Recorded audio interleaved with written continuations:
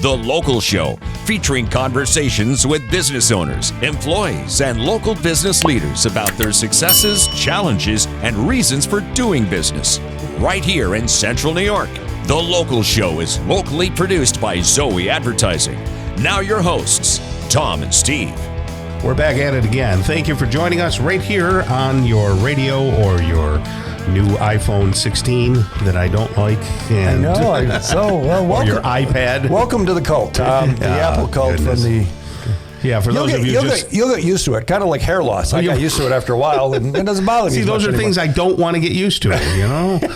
Oh, my goodness. Maybe it's just that because I'm 60, Nah, it is what it is. Don't want to get used to new things. I don't know. I don't blame you. All right. Well, look, we've got, and no offense to the guests, they're new. Yes, that's true. He doesn't like new things, and here we are new. Well, new to the show is Gary Craig right here, co-owner of North Syracuse Storage. How are you there, Gary? Good, and you? Good. Very good, my friend. Are you from Syracuse originally? Or I'm from Utica.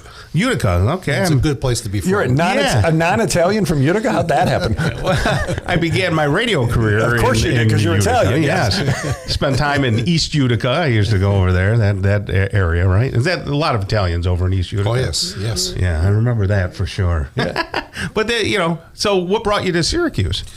Or did you ever transplant? Well, I came to Syracuse as a consultant for the pyramid companies. Oh, okay. And at one point, shortly after that, got hired by them. Mm-hmm. And along the way, met Tom and went through several different development companies since then. Okay. So you're in the development business, real estate development. Well, not only real estate. Okay, go ahead. Renewable energy, residential. There's a wide variety of projects that we've done, but most of them probably are best described as commercial real estate. So what company name is that under? Most of what we've done ourselves is under the Edgewater companies. Oh, people know Edgewater, sure. Yeah, sure. But each company pretty much has its own company name. Gotcha. Okay. They're all individual, typically LLCs formed for a specific purpose. Okay. So what properties would we know of here in Syracuse that you developed? The Greenfield Parkway development right behind the candle company at the foot of Buckley. Very nice. Yeah, I know what that is. There's 4 buildings in there that we developed. And I think that's the only building in this immediate area that we've done. Yeah, I know right where that is. So how did you bridge into the storage building? How'd that happen? Well, we got in the storage building the same way we got into a lot of others. As a developer with certain expertise in construction and management of projects like that, a lot of people who have an idea come to us and say, we'd like to do this, but I don't know how to do it. Okay. So in this case, Joe Jerry, an attorney from DeWitt, who was also the developer of the 2 Candlewood and the Holiday Inn hotels right across from Delta Sonic. Yeah, I know right where that is. There was a vacant lot out front. And Joe said, I would like to consider a storage building there. Would you guys like to work with me on it? Okay. How long ago was that? About 3 years ago. Okay. I know right with it. I drive by there all the time. All the time. I live up in Cicero myself, and go to Delta Sonic too much, my wife says. If you're sitting in the line at Delta, we're right across the street. Well, that place looks like the Taj Mahal over there. That's it's very much different, and that's why when Joe mentioned it, I was familiar with facilities like that in Florida that are typically 3-4 stories high, indoor drive-through, and they typically have one corner, as we do, which is window wall that you can see units inside of. So from a half mile away, you know what the building is. So that's like eye candy. That's aesthetic. That's like, well, that's why I say I thought it was like a high-end hotel. Right, and if you see it like right as the sun's rising, civil twilight, or on either end, it really stands out. Yep. It really kind of pops there. He said something that just resonated with me. You can drive into this facility? Yes. No kidding. Considering the weather here, that's perfect. It's the ideal thing. You once you have a code, you come up to the keypad, enter in through an overhead door, and there's a bay. It's about 160 feet long, 30 feet wide, where you can park and unload your goods in there, and pick up a cart and take your belongings to the storage. You even have little carts in there. I Huh? didn't know that. Nice. Now, is it heated? It's heated, it's cooled, and what's important about ours is being different. A lot of people say they're climate controlled, and they just mean it's heated and cooled. Yeah, right. In our case, we also do humidity control. Okay. And that's important so that if you store something there, like furniture, you don't want it to dry out, Right. Yes. get moldy. If you store paper there, you don't want it to get all curly. So when you bring it back to your office and try to run it through a copier or a sorter, it keeps jamming the machine up. Do you have room for bigger things like cars and things, or is it not that big? It's big enough for cars, but we don't take cars. Okay. Okay. We have 3 bays. One of them is as deep as 45 feet. Oh, wow. That's Yeah. pretty big. So, go ahead, Tom. Well, I was going to say, I have an 18-year-old and a 26-year-old still at home. Could I get a bay for them, maybe, and put them in there? Or don't take humans, do you?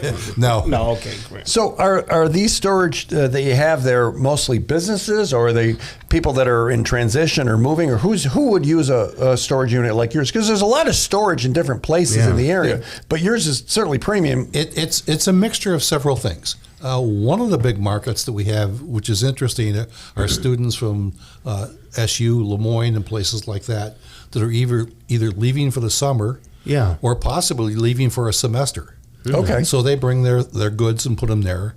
There's a number of businesses who do it. In fact, I've gone in there during the day and have gone by some units with the door open, and there's someone sitting at a workbench in there assembling things. Oh, really? So you can do that. You could work from one of these units. Yes, if you want to. And some people do that. That's pretty cool. And you mentioned the traveling. So you're right, Airport Road, for the lack of whatever that road is, Colleen Colonel something. Thank Eileen Collins. Thank you very much, Eileen Collins. Thank you for your service. Okay, We've only lived here all our lives. So right up there where the hotels are. So this is right by the airport. So if someone was coming in, coming out, or a student, I mean, it's the perfect. first building. You get your car filled up and get a cup of coffee across the street. Well, the other interesting thing that I think is going to be important over the next couple of years is that it was recently announced that the third runway of Syracuse's airport, which has been closed for years, is going to be turned into a parking lot for Micron employees. Okay, I didn't know that. And they're going to run shuttle buses back and forth. Oh, okay, I didn't know that. So that third runway, that's where they have the blimp is in town. It's like over there where they park it behind CS Engineers, right over in there on that side. Okay. Interesting.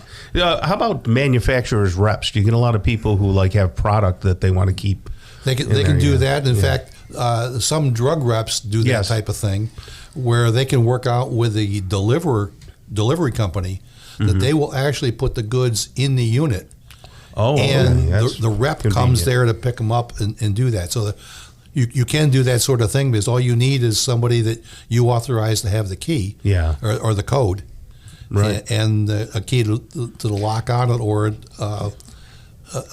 numeric lock. You had me at drive-in, Tom. Yeah, that's incredible. I love that. So you're heated, you got air conditioning, you got humidity, but you can actually drive in. Right. And even if we think winter, but even in the middle of the summer in August, I can drive in. Now, it sounds really expensive to me. Do you make it cost-effective for people? Or? We are very cost competitive. In fact, right now, we're probably one of the lower cost facilities in the area. Okay. And part of that is because with our facility being virtually 100% climate controlled, nobody knows what that means and what good it does. And our rental manager, unfortunately, doesn't charge for it yet. There we go. Well, good for the consumer. So selfstoragesyracuse.com. Right? Is that correct? Yes. I always call it the storage place on South Bay, but I know right where that is, and I go by it all the time. That's not the name. That's not the name. It could be the self-storage. Okay, Well, but you can try searching that way, but I think that won't find it for you. selfstoragesyracuse.com. Thank you for coming in today. Thank you. All right. Thank you much.